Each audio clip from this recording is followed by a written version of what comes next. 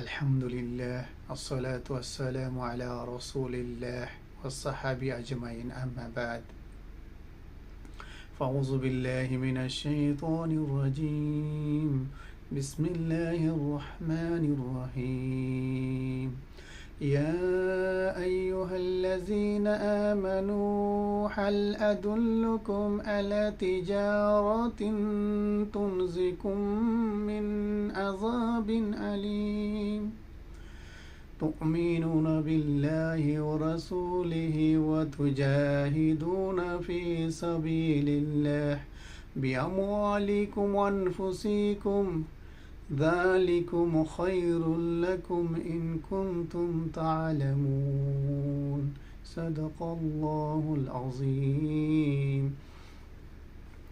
আল্লাহ রাব্বুল ইরশাদ করেছেন, হে ঈমানদারগণ, আমি কি তোমাদের এমন একটি ব্যবসায়ের কথা বলবো যা তোমাদের কষ্টদায়ক আযাব থেকে বাঁচাবে?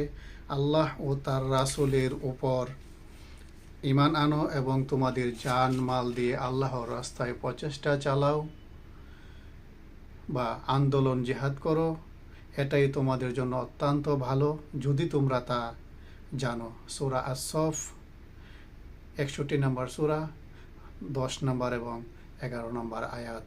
আল্লাহ রাব্বুল আলামিন বলেছেন আমাদেরকে সেই তার কিভাবে আমরা তার ইবাদত করে ফায়দা হাসিল করব। আল্লাহ রাব্বুল আলামিন এই কথা বলে রাসূল সাল্লাল্লাহু আলাইহি ওয়াসাল্লাম সাথে সাথে আমাদেরকে বলেছেন যে